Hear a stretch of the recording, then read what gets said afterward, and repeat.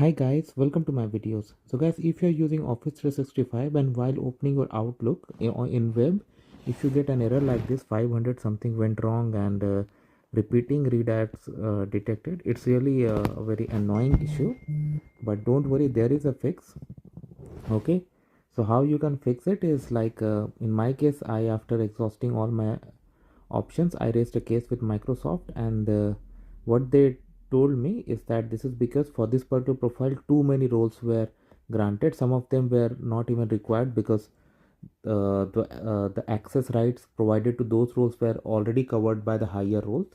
So I just did fine tuning and assigned one role and it went through. I'm not saying that you can just assign one role, but if you get something error like this, see what roles are unnecessarily assigned. Okay, and that should help.